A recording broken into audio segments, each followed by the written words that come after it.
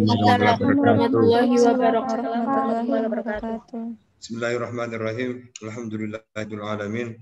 Wa bihi nasta'in ala umuri dunya waddin. Wassalatu wassalamu ala asrafil anbiya'i wal mursalin sayyidina wa maulana Muhammadin wa ala alihi wa sahbihi ajma'in.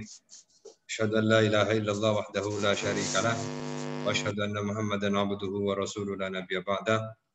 Raditu billahi rabba wa bil islami dina wa bi Muhammadin nabiyya wa rasulah. Rabbi shrah li sadri wa yassir li amri wahlul 'uqdatam min lisani yafqahu qawli, amma ba'du. Untuk pertemuan yang ketiga, untuk sebelumnya, untuk hari apa hari ini? Hari Kamis ya. Hari Kamis jam 10 ada kuliah semua ini.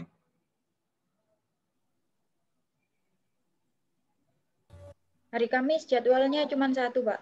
Satu, Pak. Saya aja berarti. Pak. Ya, Pak. Kuliah saya aja berarti. Iya, Pak. Oke, kalau gitu bisa geser ke jam 10 ya. Iya, Pak. Jam 10 biar nggak terlalu siang. Jam 10, berarti mulai besok Kamis kita masuk jam 10. Bisa, Pak. Nanti Baik, Pak. masuknya bareng dengan kelas, ini kelas apa ini? Kelas B. Kelas B. Ini jumlahnya memang 25 ini. 30. Kok banyak ada masuk berarti ya? Tadi sudah keluar berarti. Oke, itu ya. Berarti mulai minggu depan presentasi kelompok 2 di hari Kamis jam 10. Oke ya. Oke. Iya, Pak. Yang berikutnya silakan untuk kelompok 1 mempersiapkan diri. Share screen-nya sudah saya buka, silakan langsung disiapkan untuk di-share PowerPoint-nya. Kemudian moderator juga sudah ada moderatornya. Sudah, Pak. Sudah, oke. Kelompok 1 mana kelompok 1? Oke, silakan langsung diproses untuk di-share PowerPoint-nya ya. Baik, Pak.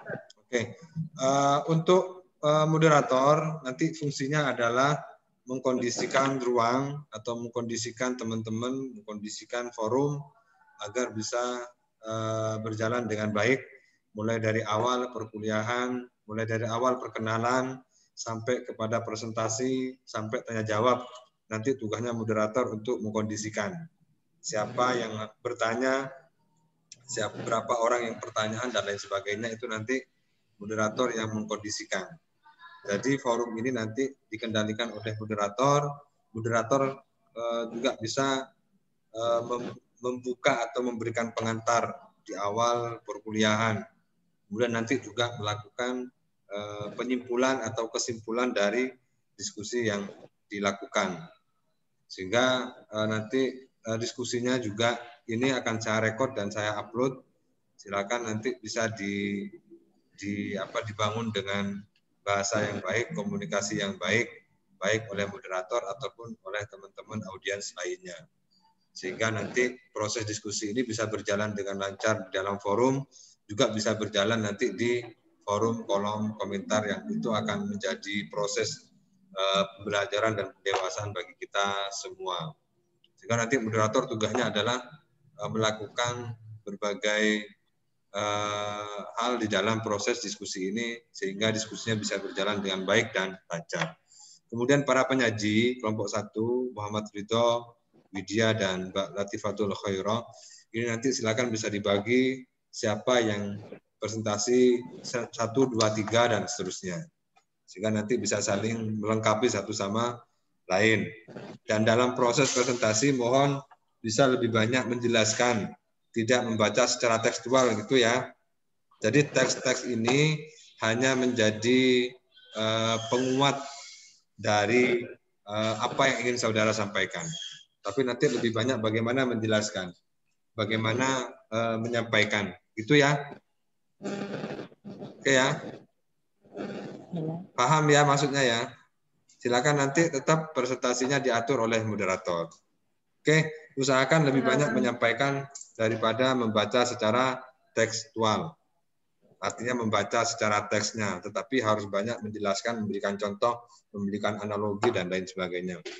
Kayak gitu, silakan Bu Moderator bisa dimulai.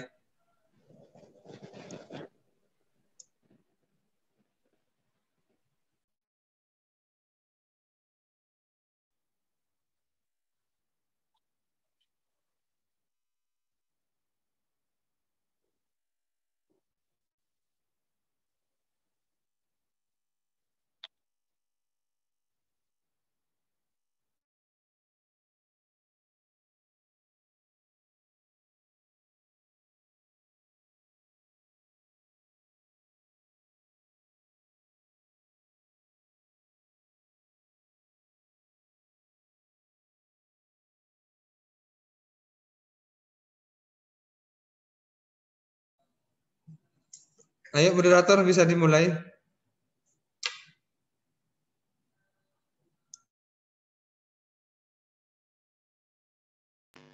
Moderatornya masih belum bisa masuk ke Zoom-nya, Bapak.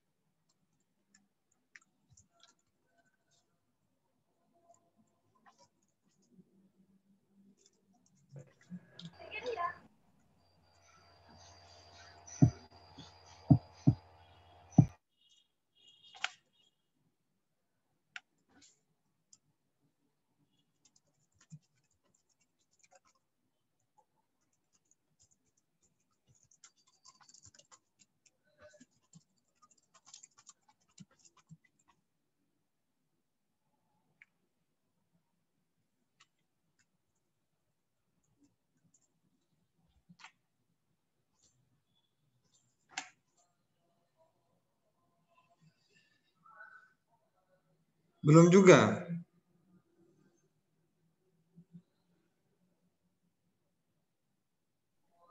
Sudah, Pak.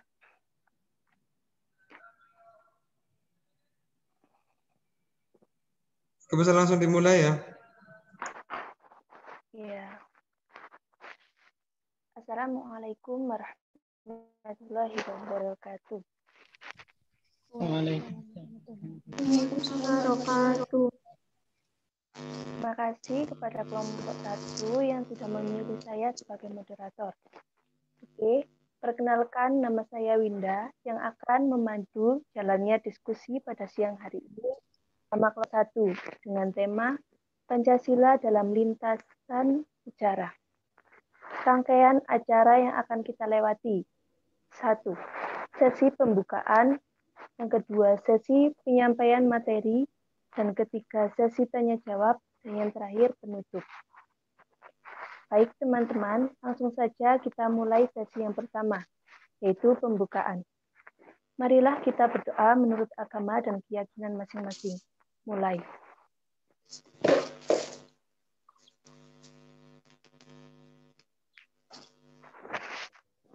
Doa selesai. Selanjutnya adalah penyampaian materi. Saya persilahkan untuk masing-masing petugas dari kelompok 1 untuk menyampaikan materi yang pertama. Silakan.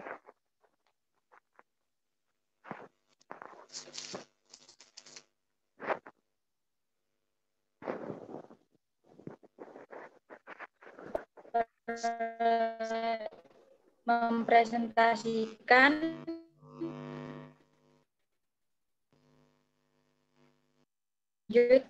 slide.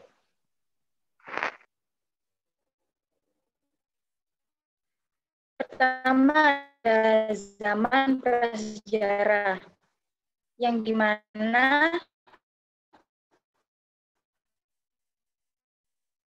pada zaman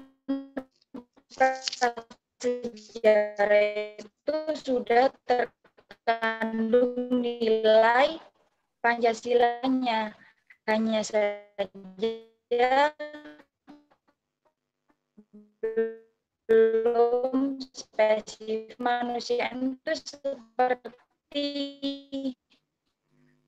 pada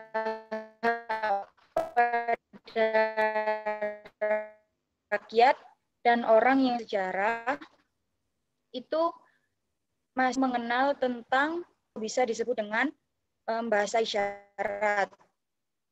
Namun pada zaman prasejarah itu sudah mengenal dengan nilai kesatuan. Selanjutnya, nilai keadilan sosial.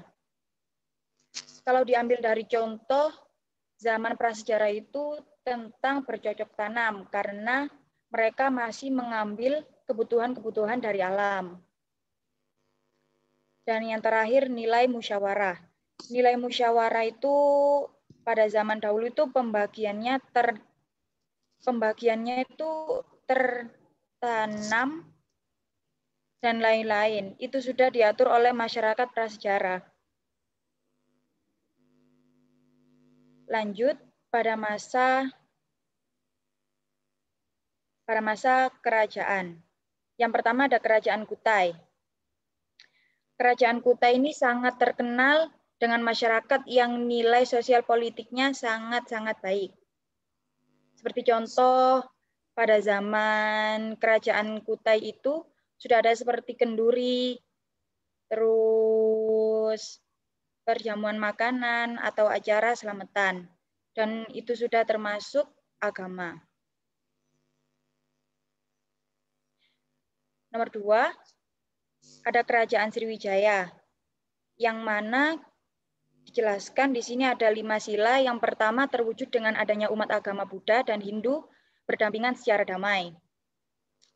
Yang sikapnya adanya toleran antar agama. Sila kedua terjalinnya hubungan antara Sriwijaya dengan India. Yang mana pada Kerajaan Sriwijaya ini sudah melakukan kerjasama antara kerajaan-kerajaan yang lainnya. Sila ketiga sebagai dasar maritim.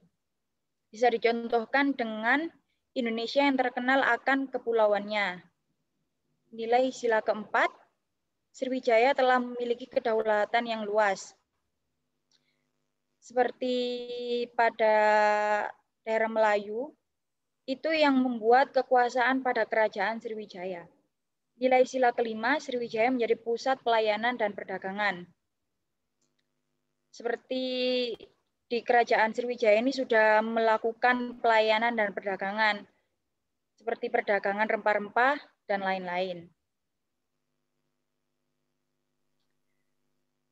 Dan sebelum Kerajaan Majapahit, yang pertama adalah Kerajaan Airlangga.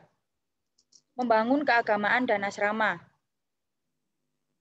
Seperti keagamaan dan asrama itu merupakan contoh bahwa terdapat toleransi karena di dalam agama kita itu diperbolehkan untuk memiliki hak beribadah. Selanjutnya hubungan dagang dan kemanusiaan. Seperti pada Kerajaan Sriwijaya, Kerajaan Airlangga ini sudah membuka perdagangan seperti contoh hasil bumi, hasil tambang, dan lain-lain. Terus selanjutnya melakukan musyawarah. Pada Kerajaan Airlangga ini, raja yang menjunjung tinggi nilai-nilai demokrasi. Dan yang terakhir, kesejahteraan rakyat. Jadi pada Kerajaan Airlangga ini, rajanya itu lebih mementingkan kepentingan rakyatnya agar bisa kepentingan rakyatnya agar rakyatnya bisa lebih baik lagi. Dan materi selanjutnya akan dibahas oleh anggota yang lain. Silakan untuk yang lainnya.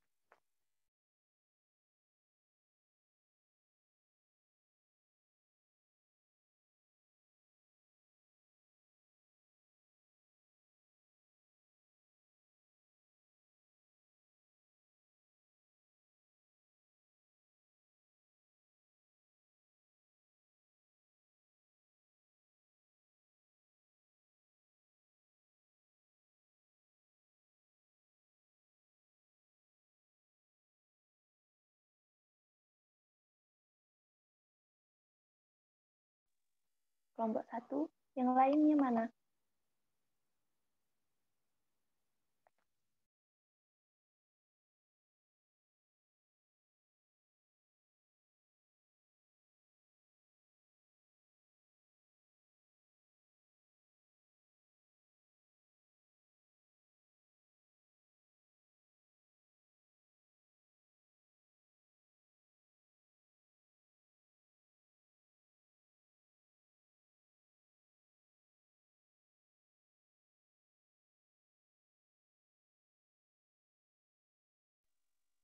Bisa dilanjut saja, Mbak Latif.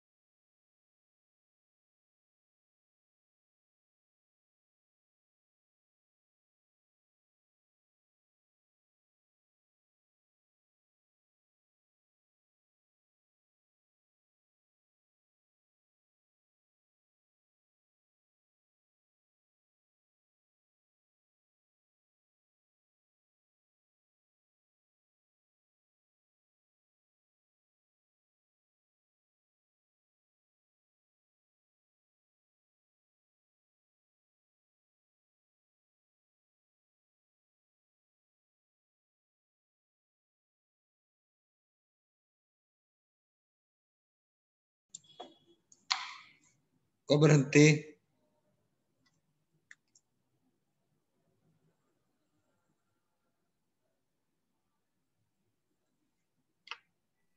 Mbak Latiful, bisa dilanjutkan?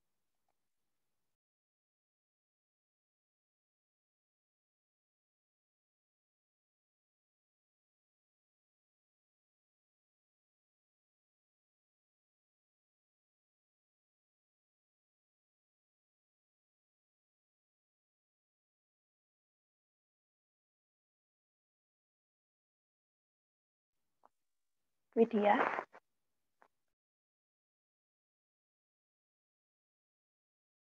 Iya. Untuk selanjutnya pada masa Silakan. kerajaan.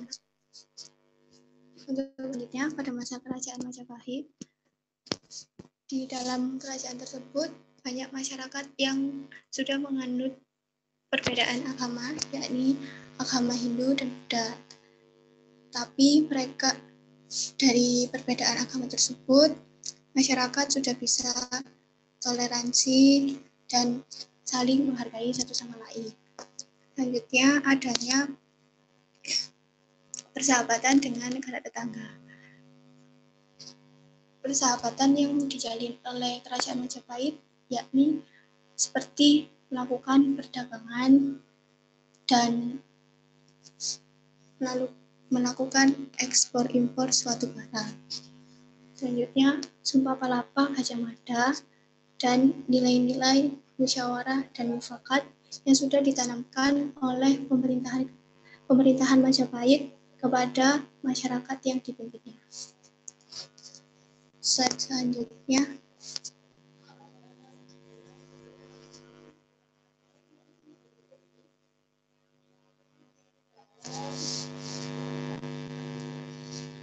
Pada masa-masa penjajahan, pada masa ini Indonesia telah dijajah oleh Belanda selama beberapa abad yang dipimpin oleh kapten yang bernama Peter Keyser dan Cornelis. Sejarah awal penjajahan di Indonesia diawali dengan proses masuknya petualang Belanda di Pelabuhan Banten. Mulai dari peristiwa tersebut, Belanda ternyata berencana untuk mengeksploitasi penduduk asli Indonesia melalui serangkaian program untuk meluruskan rencana tersebut. Dibentuknya usaha milik Belanda bernama VOC. Tujuan dari Belanda datang ke Indonesia yakni mengambil rempah-rempah Indonesia dan dimanfaatkan sebagai bahan untuk melancarkan perang Belanda dan melancarkan pemerintahannya dengan merampas atau mengambil rempah-rempah dari Indonesia. Selanjutnya,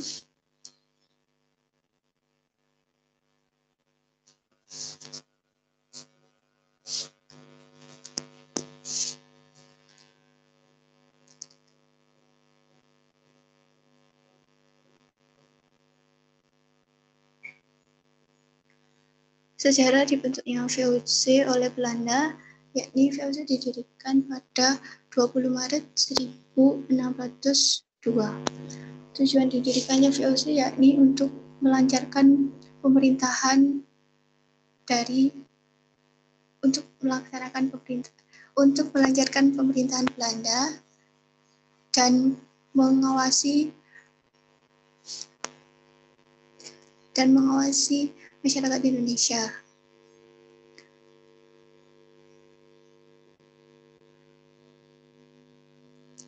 Dalam penjajahan Belanda tersebut, banyak masyarakat yang dipaksa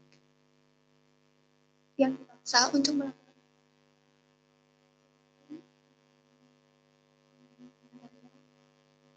melaksanakan cocok tanam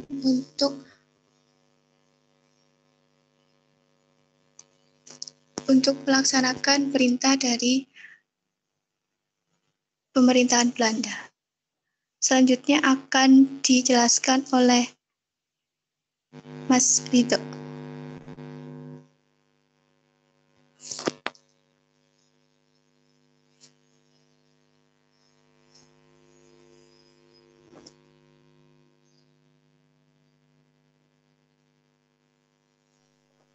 Untuk Mas Ridho, silakan dilanjutkan materinya.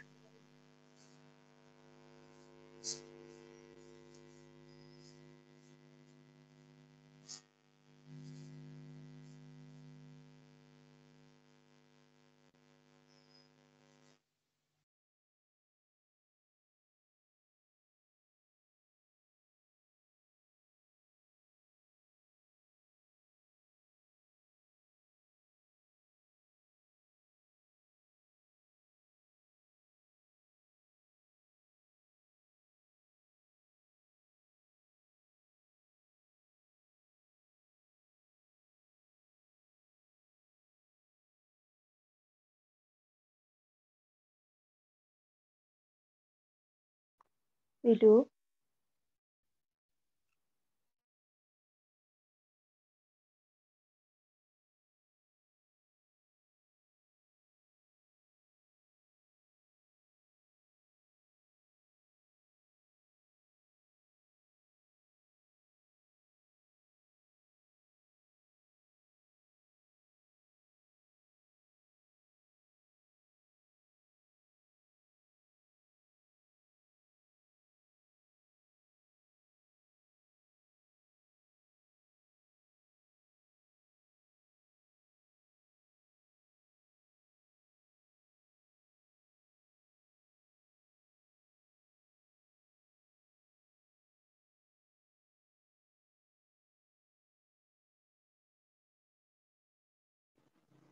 Ridho kemana?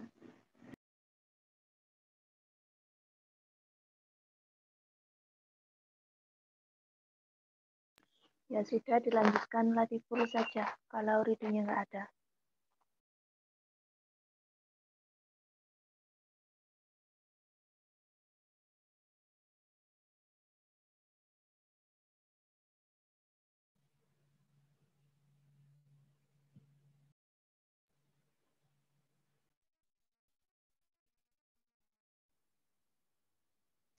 Lanjut dengan masa-masa kebangkitan nasional. Jadi pada tanggal 1 Maret 1945 telah dibentuk BPUPKI atau Badan Penyelidik Usaha-Usaha Persiapan Kemerdekaan Indonesia yang diketuai oleh Dr. Rajiman Wedio Diningrat.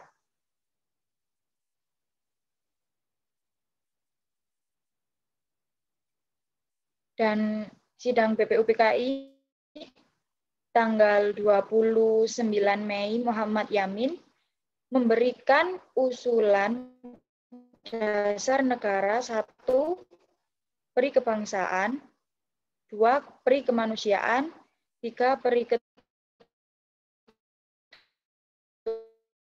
ketuhanan, 4, peri di mana pada dijelaskan oleh Pancasila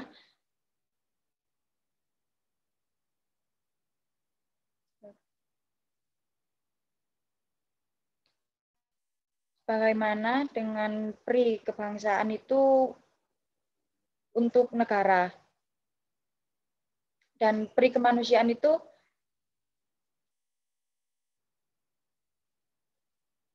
kita memiliki sikap toleransi, memiliki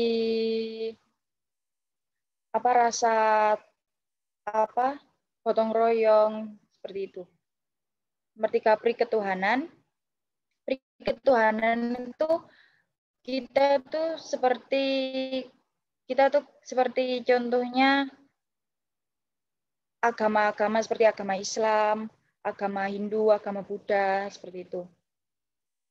4, peri kerakyatan. Peri kerakyatan itu seperti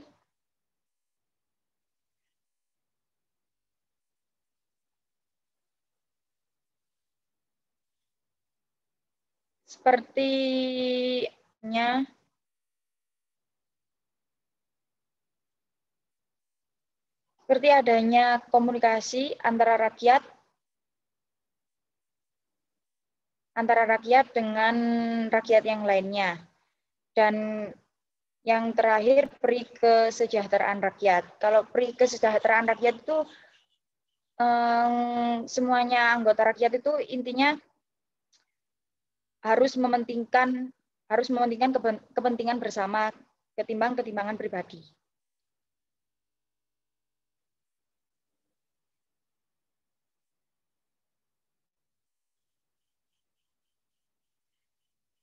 Dan pada tanggal 31 Mei 1945,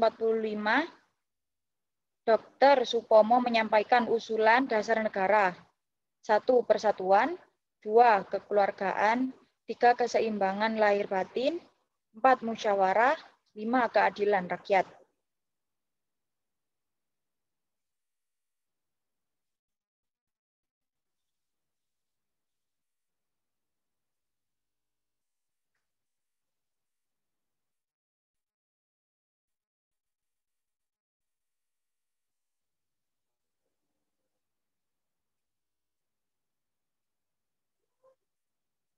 Selanjutnya, pada tanggal 1 Juni 1945, Insinyur Soekarno menyampaikan usulan negara, 1, kebangsaan Indonesia, 2, internasional atau peri kemanusiaan, 3, mufakat atau demokrasi, 4, kesejahteraan sosial, dan 5, ketuhanan yang Maha Esa.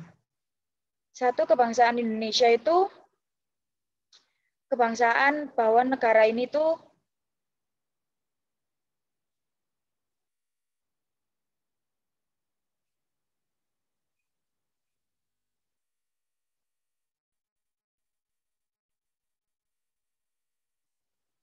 nomor 2,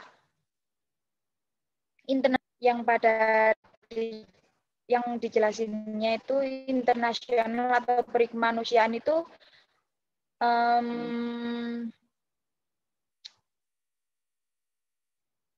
dari individu-individu rakyat harus mempunyai sikap yang rendah hati, saling membantu seperti itu. Dan 3, mufakat atau demokrasi. Yang penjelasannya hampir sama seperti pada kerajaan sebelumnya. Sedangkan kesejahteraan sosial itu seperti contoh pada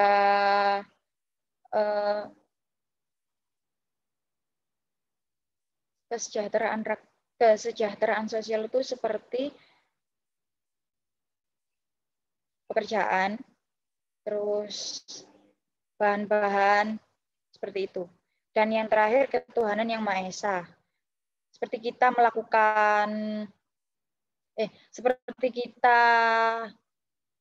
seperti bangunan-bangunan pondok, asrama, terus masjid, seperti itu.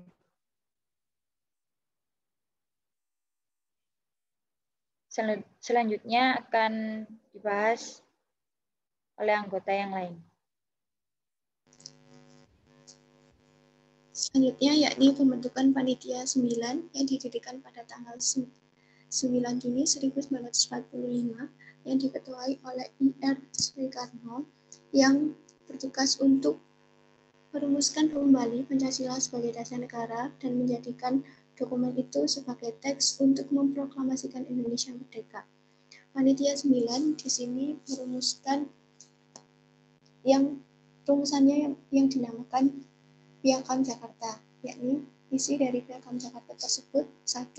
Ketuhanan dengan kewajiban menjalankan syariat Islam bagi pemeluk-pemeluknya. 2. Kemanusiaan yang adil dan beradab. 3. Persatuan Indonesia. 4. Kerakyatan yang dipimpin oleh hikmat kebijaksanaan dalam permusyawaratan perwakilan. 5. Keadilan sosial bagi seluruh rakyat Indonesia. Slide selanjutnya.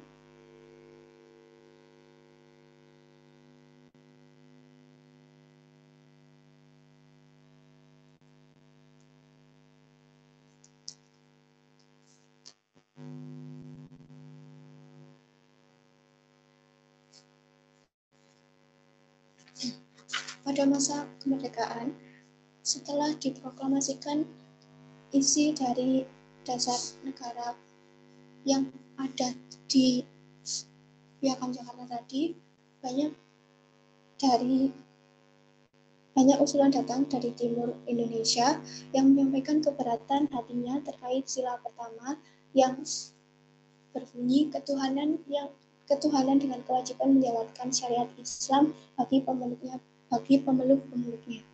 Beliau menganggap bahwa Indonesia terdiri dari berbagai macam agama seperti Islam, Hindu, Buddha, dan lain sebagainya.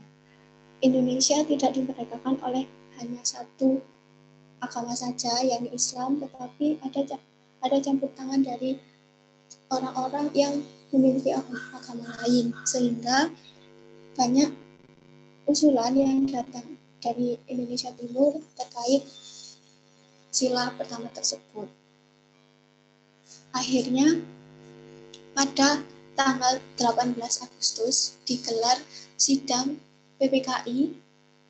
Pada masa sidang tersebut, Soekarno-Hatta menyampaikan usulannya pada penetapan rancangan pembukaan tersebut yang menggantikan sila ketuhanan dengan kewajiban menjalankan syariat Islam bagi pemeluk-pemeluknya menjadi ketuhanan yang Maha Esa. Sebelum melakukan hal tersebut, Muhammad Hatta melakukan rapat dengan tokoh-tokoh Islam, yakni Kasman Singodimedjo, Wahid Hasyim, Ki Bagus Hadikusumo, dan Tengku Muhammad Hasan. Beliau menyetujui adanya pergantian sila pertama tersebut menjadi ketuhanan yang Maha Esa.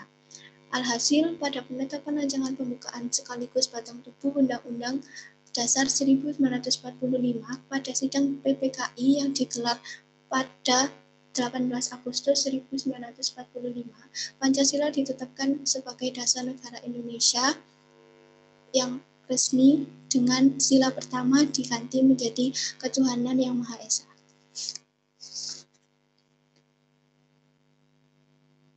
Slide selanjutnya.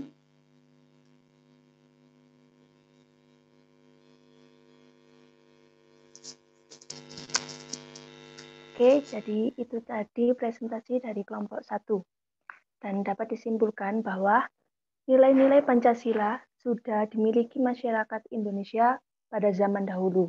meskipun belum memahami nilai-nilai itu sendiri. Nilai-nilai Pancasila mirip dengan kebudayaan masyarakat, menandakan bahwa Pancasila erat hubungannya dengan kebudayaan bangsa.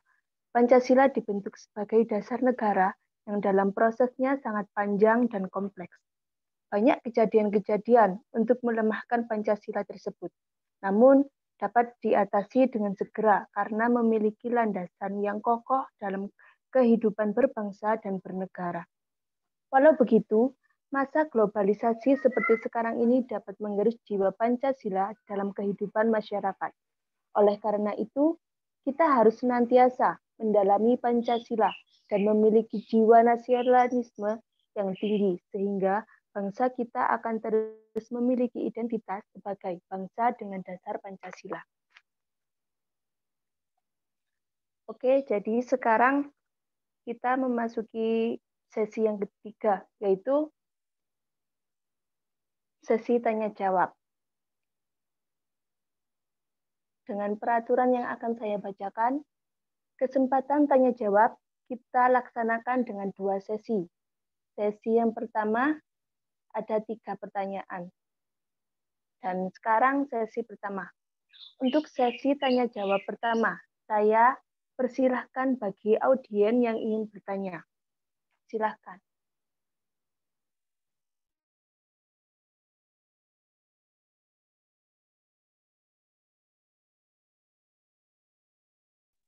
Halo, apakah ada yang ingin bertanya? Saya, Adinda Puspita. Oke, silakan bacakan pertanyaannya.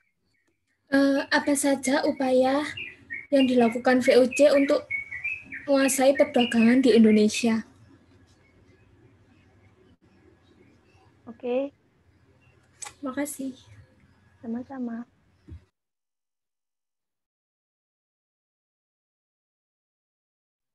Sudah dituliskah? Kelompok 1 pertanyaannya? Iya, sebentar. Bisa diulangi Mbak Dinda? Apa saja upaya yang dilakukan VOC untuk menguasai perdagangan di Indonesia?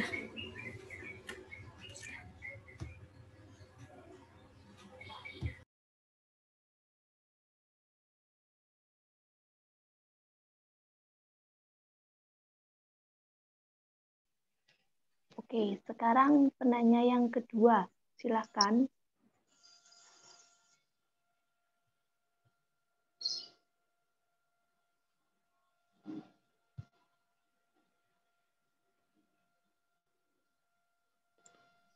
Siapa yang ingin bertanya?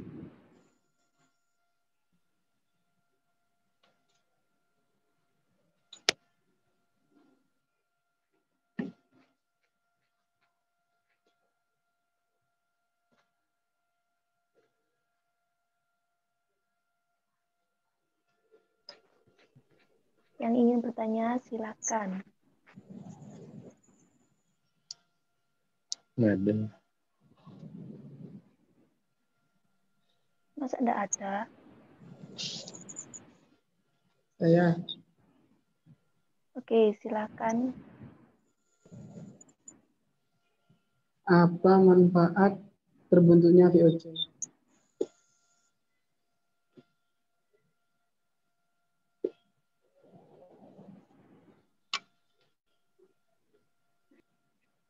Oke, yang terakhir penanya ketiga.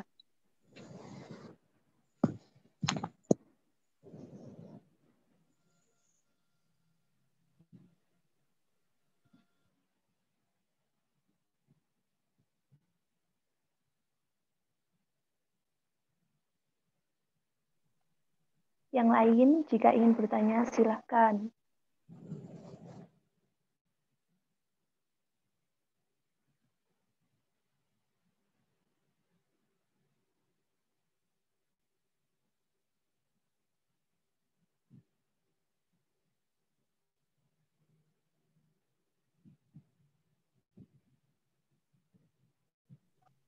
Satu penanya lagi baru bisa dijawab pertanyaan yang tadi.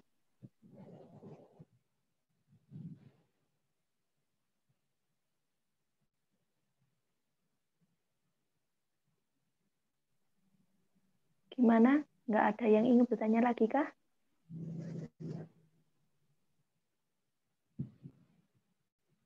Mungkin nggak ada.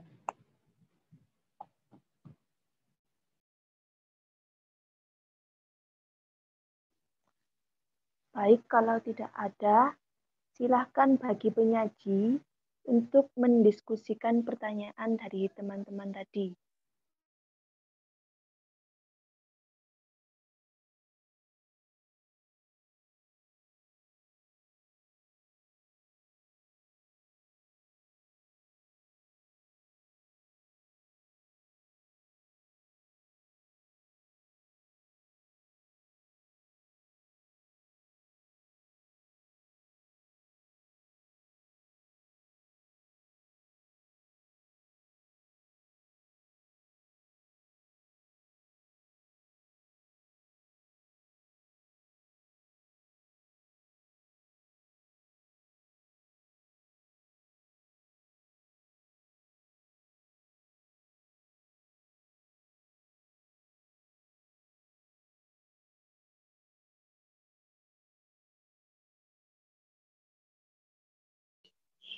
Untuk kelompok penyaji, apakah sudah memiliki jawabannya?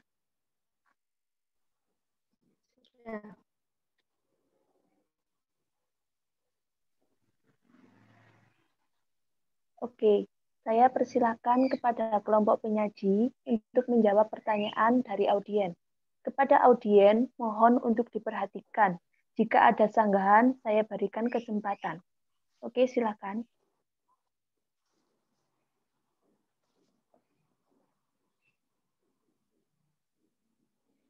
Pertanyaan dari Mbak Adinda Puspita, yang upaya apa saja yang dilakukan VOC untuk menguasai perdagangan di Indonesia, benar? Benar, benar. Jadi upaya yang dilakukan untuk menguasai perdagangan di Indonesia adalah melakukan monopoli perdagangan rempah-rempah, mengusir saingannya dari para pedagang Eropa lainnya, dan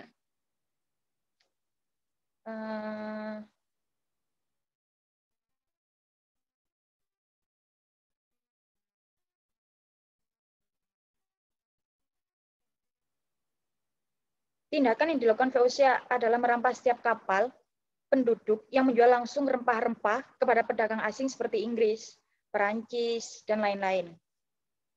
Jadi seperti itu. Paham? Ya, paham. Terima Baik. kasih. Untuk yang lainnya, Sama. apakah memiliki sanggahan, saran, atau apa?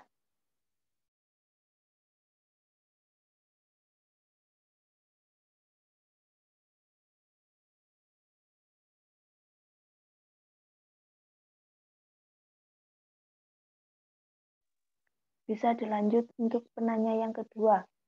Apa manfaat terbentuknya VOC?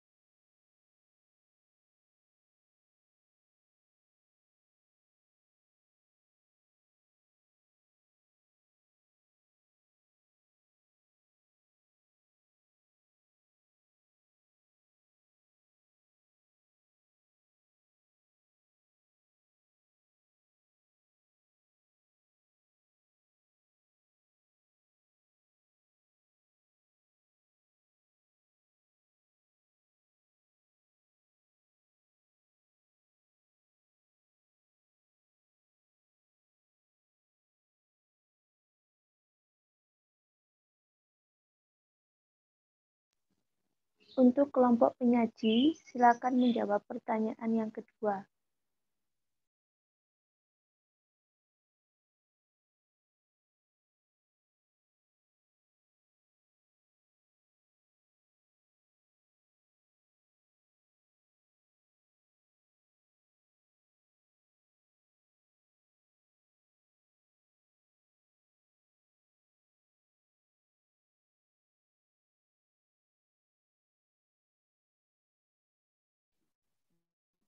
Baik.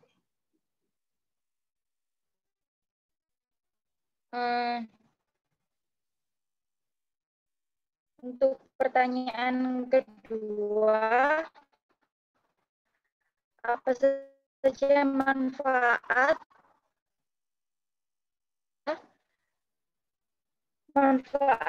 untuk tujuan pembentukan VOC?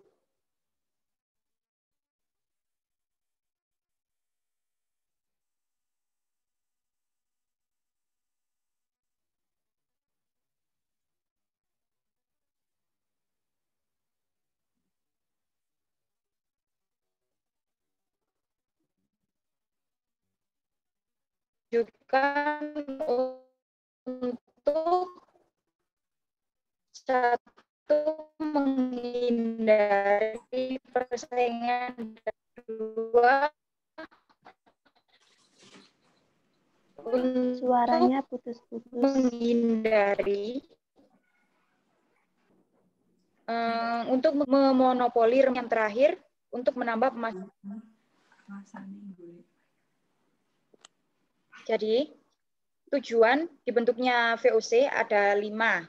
Yang pertama, masih putus-putus. Yang pertama ada 1, menghindari persaingan dagang dengan pedagang lokal. Dan kedua, untuk menghindari persaingan dagang dengan negara asing. Dan ketiga, memonopoli rempah-rempah dan bahan-bahan lainnya. Keempat, berusaha mengambil alih lahan perdagangan. Dan yang kelima, untuk menambah pasukan. Dan yang kelima, untuk menambah pasukan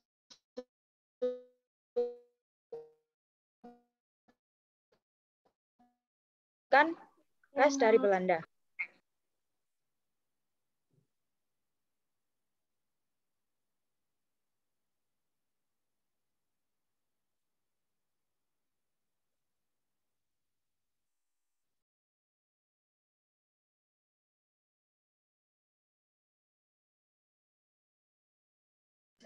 Putus-putus, full.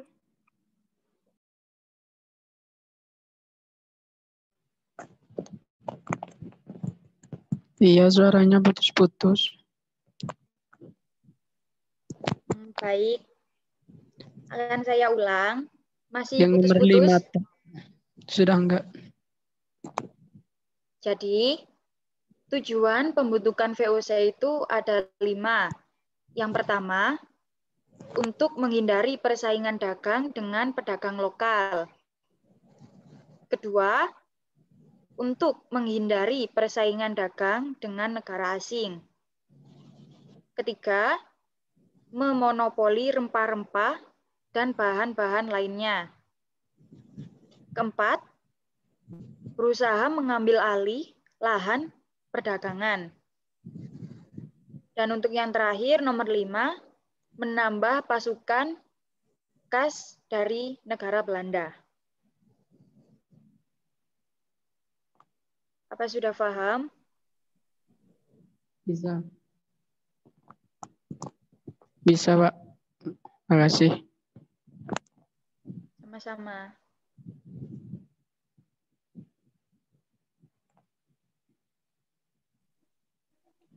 Untuk yang lainnya, siapa lagi yang ingin bertanya? Silakan. Saya, Mbak. Oke, silakan. Pertanyaannya, bagaimana cara agar sejarah Pancasila ini tidak terlupakan?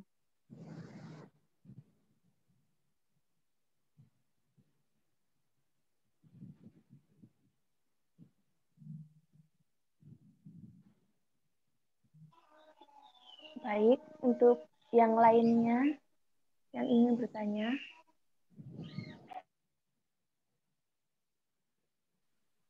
Saya mau bertanya. Oke, silakan. Siapa yang memprakarsai berdirinya VOC?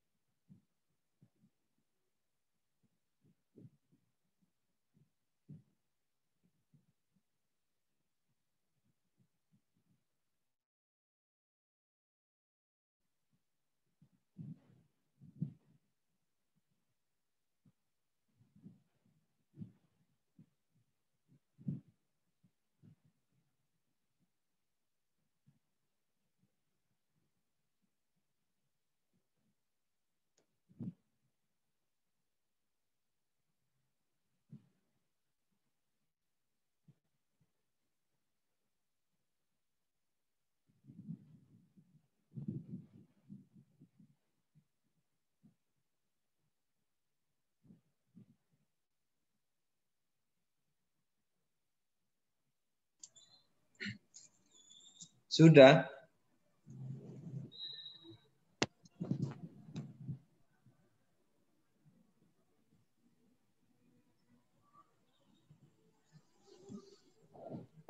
Maaf untuk Bu Moderator? maaf Pak. Masih tanya jawab, Pak.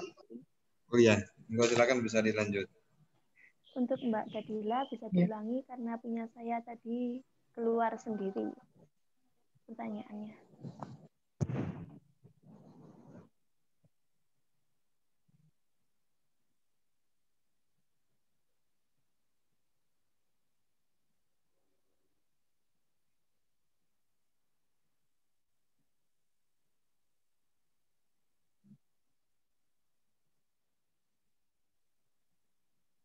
Untuk kelompok penyaji, apakah sudah menemukan jawaban yang ketiga tadi? Bagaimana cara agar sejarah Pancasila ini tidak terlupakan?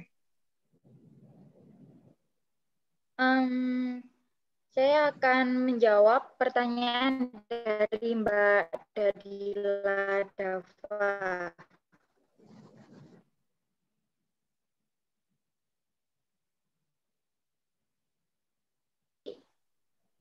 Pertanyaannya, siapa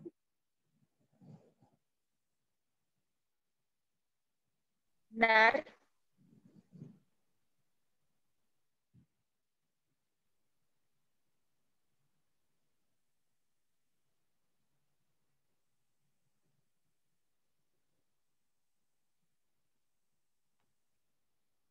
masih putus-putus?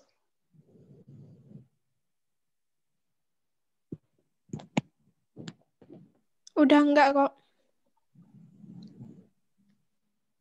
Jadi saya akan menjawab pertanyaan dari Mbak Dadila Dava. Jadi pertanyaannya tadi, siapa yang memprakarsai didirikannya VOC?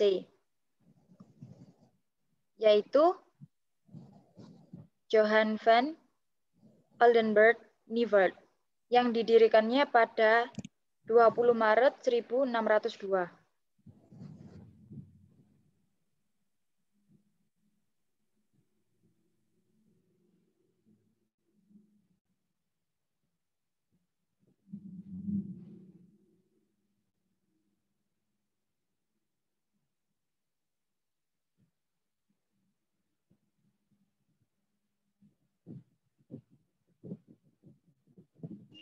Bagaimana Pak putus-putus. Apa? Putus-putus. Untuk Latiful bisa diulangi lagi jawabannya. Baik. Masih putus-putus? Udah enggak. Jadi pertanyaannya, siapa yang memprakarsai didirikannya VOC adalah Johann van Oldenburg Nievert yang didirikan pada tanggal 20 Maret 1602. Sudah jelas? Sudah jelas.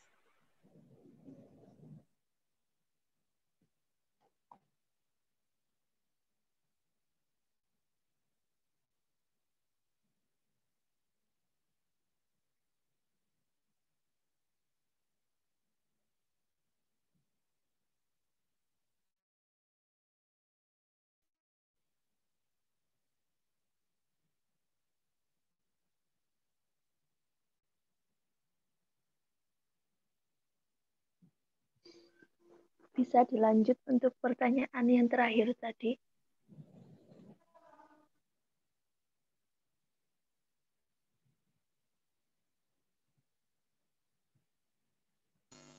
Untuk pertanyaan terakhir, pertanyaannya bagaimana cara sejarah agar tidak terlupakan?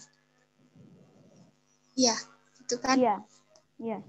Caranya yakni kita sebagai pemuda penerus bangsa, kita harus paham betul bagaimana sejarah dari Pancasila dan sejarah Indonesia.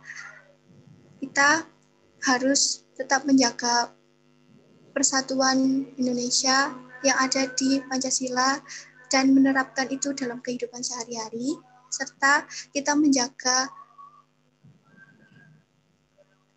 monumen sejarah tersebut dan tidak merusak peninggalan sejarah.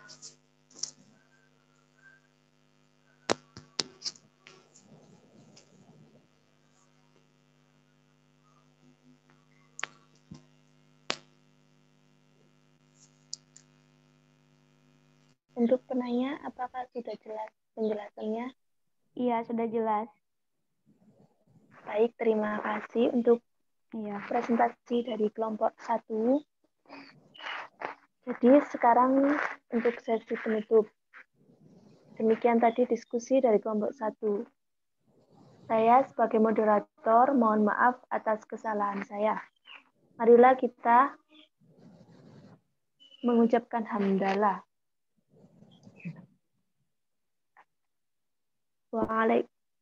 Wassalamualaikum warahmatullahi wabarakatuh. Waktu sepenuhnya saya kembalikan kepada Bapak dosen.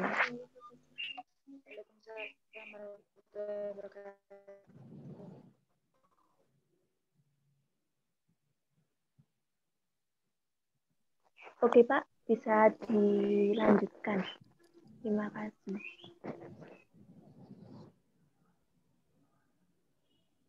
Oke, terima kasih kelompok 1 yang sudah mempresentasikan tentang Pancasila dalam lintasan sejarah. Tadi cukup jelas disampaikan bahwa memang pengamalan nilai-nilai Pancasila itu mulai dari zaman kerajaan sampai kepada pasca kemerdekaan betul-betul diamalkan sesuai dengan karakter dan budaya masyarakatnya. Sehingga ideologi Pancasila itu tidak serta-merta lahir begitu saja, atau tidak hanya dalam pikiran-pikiran pendek pra-founding father kita, tetapi memang merupakan dari ruh nilai kehidupan bangsa dan negara kita. Sehingga insya Allah ideologi Pancasila ini akan semakin kuat, akan semakin kokoh apapun tantangan dan rintangan yang dihadapi oleh bangsa dan negara ini, ideologi Pancasila itu menjadi suatu ideologi yang semakin memperkuat identitas bangsa dan negara. Kita ke depan semakin banyak tantangannya, kita ke depan semakin luar biasa tantangan yang dihadapi oleh bangsa dan negara ini, termasuk berkaitan dengan ideologi bangsanya. Oleh karena itu, jaga dan rawat ideologi bangsa itu dengan cara mengamalkan nilai-nilai kehidupan berbangsa dan bernegaranya. Kita sebagai mahasiswa, sebagai masyarakat ilmiah, tentunya harus memiliki kepekaan, harus memiliki nilai acuh yang tinggi terhadap nilai-nilai ideologi bangsa itu. Minimal memantapkan diri untuk mengamalkan nilai-nilai di dalam nilai-nilai Pancasila. Nilai-nilai ketuhanan, nilai-nilai kemanusiaan itu diamalkan di dalam kehidupan kita sehari-hari.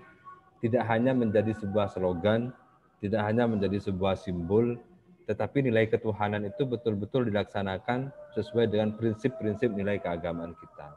Yang Muslim, bagaimana dia taat kepada Tuhannya, menjalankan kewajibannya, meninggalkan larangannya, kemudian patuh, kemudian mengamalkan nilai-nilai ketakwaan sosialnya, saling menghargai, saling menghormati, dan lain sebagainya. Karena sesungguhnya di dalam nilai-nilai Pancasila itu adalah nilai-nilai budi luhur bangsa Indonesia yang sangat kompleks, yang tentunya merupakan fitrah kita sebagai manusia, mencintai nilai-nilai kebaikan, mencintai nilai-nilai kemanusiaan, mencintai nilai-nilai persatuan, dan lain sebagainya. Termasuk nilai-nilai keadilan menjadi sebuah cita-cita luhur bangsa Indonesia. Kelak bangsa ini akan menjadi bangsa yang besar, menjadi bangsa yang maju ketika warga negara dan masyarakatnya saling bahu-membahu, seluruh warga negaranya semakin memperkokoh, saling mencintai, saling menghargai satu sama lain, saling menghormati, termasuk cinta terhadap tanah airnya dengan cara membela dan mempertahankan keutuhan Negara Kesatuan Republik Indonesia. Tidak sedikit yang merongrong, tidak sedikit yang melawan, tidak sedikit yang menjadikan itu sebuah rintangan yang memang menjadikan bangsa negara kita semakin dewasa, semakin kuat, semakin kokoh, semakin luar biasa, dan semakin maju. Maka kunci untuk membangun bangsa dan negara ini menjadi lebih baik adalah dimulai dari perbaikan peningkatan kualitas terhadap generasi bangsanya, yaitu kita semua. Karena di pundak kita lah bangsa negara ini dipertaruhkan. Generasi mudanya bagus, generasi mudanya berkualitas, maka insya Allah negara kita akan semakin maju, semakin bagus, semakin berdaya saing. Pendidikan generasi mudanya semakin bagus, maka insya Allah pendidikan di negara kita akan semakin berkualitas. Sehingga menciptakan negara yang berkualitas itu akan berdampak kepada peningkatan terhadap kehidupan masyarakat. Kesejahteraan, keadilan, kemakmuran, sentosa, dan lain sebagainya menjadi suatu hal yang akan diraih oleh bangsa dan negara. Oke, kira-kira itu tambahan dari saya. Kurang lebihnya mohon maaf. Mohon maaf juga tadi agak telat masuknya. Karena ada suatu hal yang harus saya kerjakan. Walafu minkum, semoga sukses semua ya. Kita ketemu di minggu depan jam 10. Diingat ya, jam 10. Nanti link Zoom-nya akan saya kirim ke grup WA. Terima kasih. Walafu minkum. Wallahul muwaffiq ila aqwamit thoriq. Assalamualaikum warahmatullahi wabarakatuh. Waalaikumsalam warahmatullahi wabarakatuh. Warahmatullahi wabarakatuh. Terima kasih, Pak. Terima kasih, Pak.